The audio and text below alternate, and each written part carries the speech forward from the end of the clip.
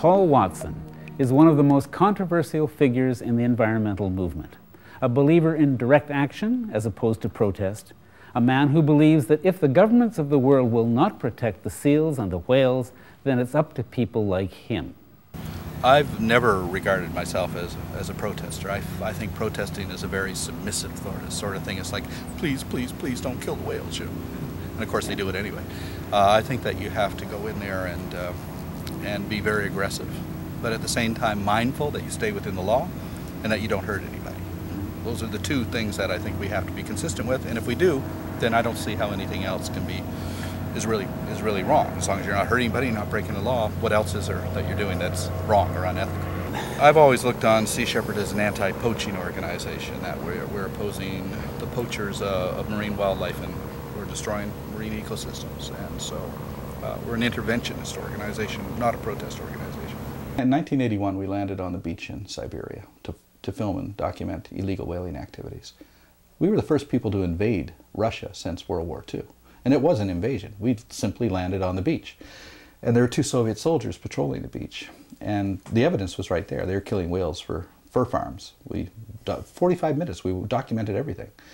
The soldiers did nothing because they assumed we had to be Russians. Who else would be landing on the beach? And from 1 mile distance where the ship was a British ensign, which looked like the Russian flag. So all they could see was a red flag. And so we filmed everything, and they didn't seem to be too inquisitive until I went to get back into the boat. And I was pushing the boat, and a Soviet soldier come up and he said, "Что это?" I said, "Это Zodiac." It's a Zodiac. And he says, "Это Mercury." And that's when I realized that we were in trouble because it was a Mercury outboard engine.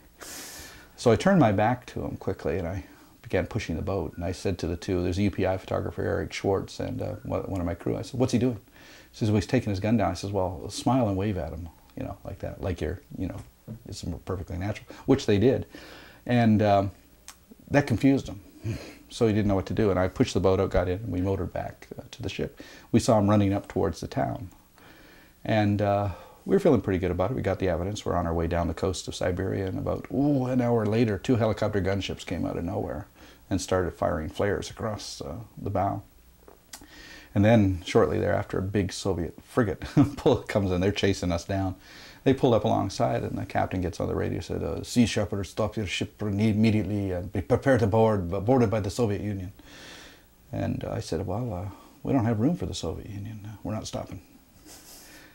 He didn't know how to deal with that, no, because I knew what was going through his mind. What is this ship? If I fire on this ship and I make a mistake, I'm in big trouble.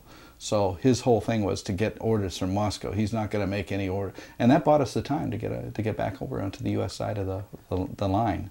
He chased us right to the line, and then he backed off. The Green Interview is co-produced and directed by Chris Beckett, with the generous cooperation of Mount St. Vincent University in Halifax, Nova Scotia. For The Green Interview, I'm Silver Donald Cameron. See you next time.